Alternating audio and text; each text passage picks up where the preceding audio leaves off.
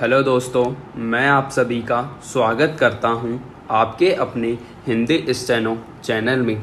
दोस्तों, आप हमारा टेलीग्राम ग्रुप ज्वाइन कर लीजिए, जिसमें आपको रोज़ाना की मैटर की पीडीएफ आसानी से मिल जाएगी, जिसका लिंक डिस्क्रिप्शन में दिया हुआ है। तो अब डिक्टेशन स्टार्ट करते हैं। डिक्टेशन स्टार्ट होगी 5 सेकंड बाद। स्टार्ट। भारतीय संविधान में सामाजिक समानता को मूलभूत अधिकार के रूप में मान्यता दी गई है। गांधी जी, नेहरू और डॉक्टर अंबेडकर जैसे नीति प्रवर्तकों ने संविधान निर्माण के दौरान इस व्यवस्था का इस आधार पर समर्थन किया था कि संवैधानिक स्वरूप ग्रहण कर लेने के पश्चात देश की सामाजिक व्यवस्था को क्षेत्रवाद से मुक्त होने का अवसर प्राप्त होगा तथा देश में ऐसी राजनीतिक व्यवस्था का प्रादुर्भाव होगा जिसमें सभी लोग एक समान होंगे, एक भाषा, संप्रदाय तथा क्षेत्र के आधार पर उनमें परस्पर विभेद नहीं होगा। संविधान के परिवर्तन के 7 दशक हो गए हैं, फिर भी इतने वर्षों बाद भी यह प्रश्न आज भी हमें उद्वेलित कर रहा है कि समता पर आधारित राजनीतिक व्यवस्था की स्थापना के बावजूद भारत के राजनीतिक ही नहीं वरन सामाजिक जीवन में भी क्षेत्रीय भेदभाव उसी रूप में विद्यमान है जिस रूप में यह स्वतंत्रता से पूर्व था। क्षेत्रवाद से अभिप्राय किसी देश के उस छोटे से क्षेत्र से है जो आर्थिक, सामाजिक आदि कारणों से अपने पृथक अस्तित्व के लिए जागृत है। अपने क्षेत्र या भूगोल के प्रति अधिक प्रयत्न आर्थिक, सामाजिक व राजनीतिक अधिकारों की चाह की भावना को क्षेत्रवाद के नाम से जाना जाता है। इस प्रकार की भावना से बाहरी बनाम भीतरी तथा अधिक संकीर्ण रूप धारण करने पर यह क्षेत्र बनाम राष्ट्र हो जाती है, जो किसी भी देश की एकता और अखंडता के लिए खतरा बन जाती है। भारत सहित दुनिया के अन्य अनेक देशों में क्षेत्रवाद की मानसिकता को लेकर वहाँ के निवासी स्वयं को विशिष्ट मानते हुए अन्य राज्यों व लोगों से अधिक अधिकारों की मांग करते हैं, आंदोलन करते हैं तथा सरकार पर अपनी मांग मनवाने के लिए दबाव डाला जाता है। कई बार इस तरह की कोशिशों का परिणाम हिंसा के रूप में सामने आता है। वस्तुतः क्षेत्रवाद की समस्या कोई नई नहीं है।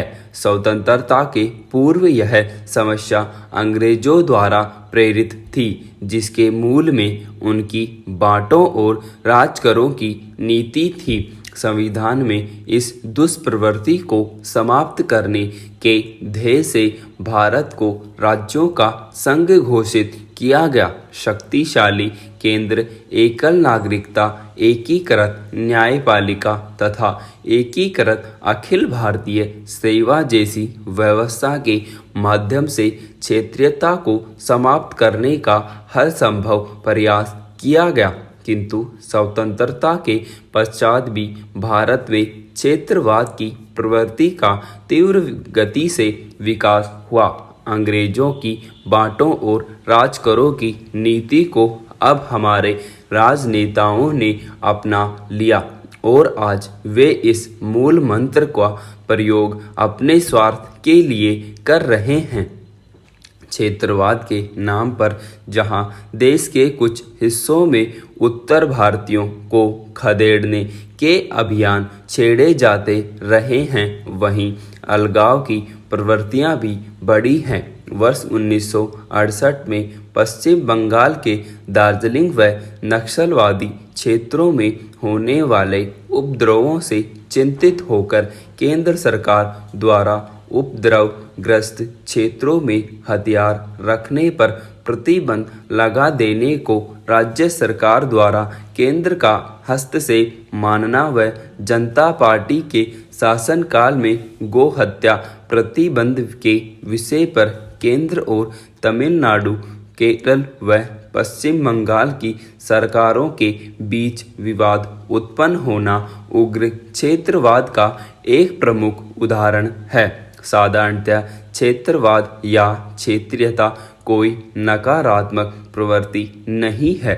अपने धर्म, संस्कृति, अपनी परंपराओं, अपने क्षेत्र से प्रेम एक अच्छी प्रवृत्ति है। इसमें बुराइयों का समावेश तय हो जाता है।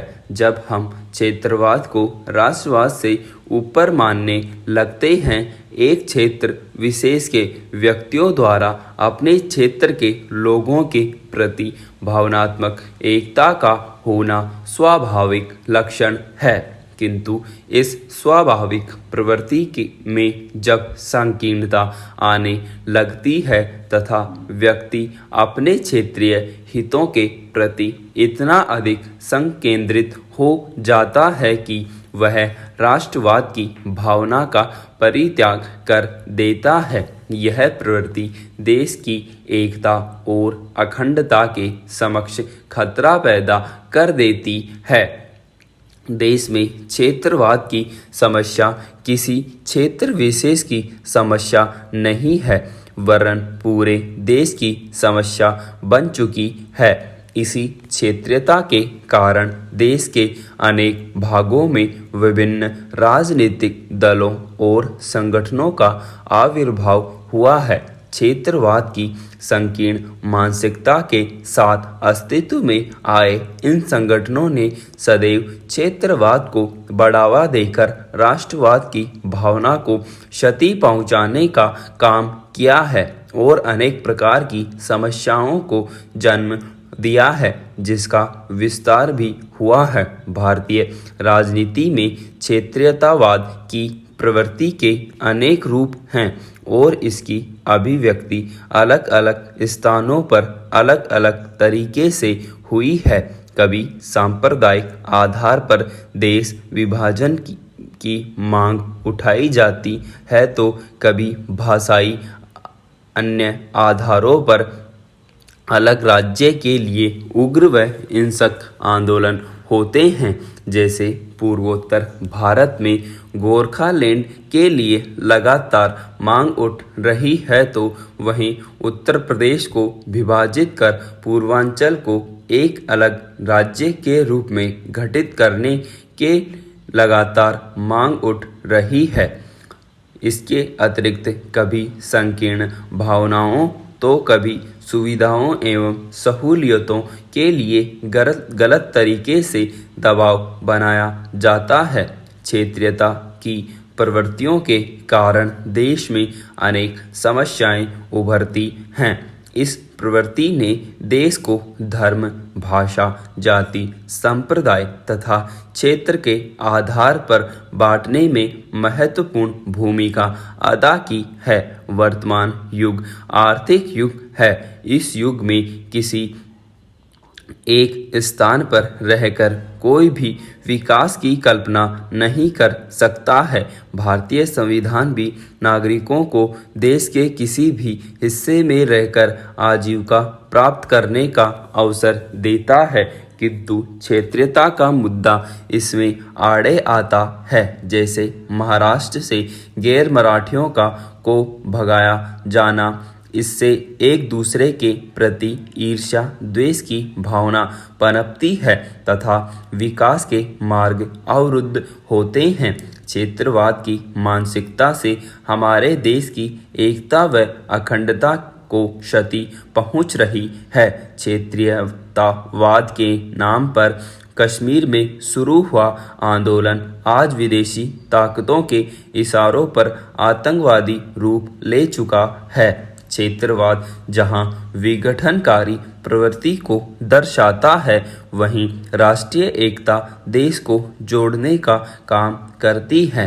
राष्ट्रीय एकता का तात्पर्य है देश के विभिन्न घटकों में परस्पर एकता, प्रेम व भाईचारे का कायम रहना, भले ही उनमें वैचारिक और आस्थागत असमानता क्यों न हो। भारत में कई धर्मों एवं जातियों के लोग रहते हैं, जिनके रहन सहन एवं आस्था में अंतर तो है ही, साथ ही उनकी भाषाएं भी अलग अलग हैं। इन सब के बावजूद पूरे भारतवर्ष के लोग भारतीयता की जिस भावना से ओतप्रोत रहते हैं, उसे राष्ट्रीय एकता का विश्व भर में सर्वोत्तम उदाहरण कहा जा सकता है। विराम।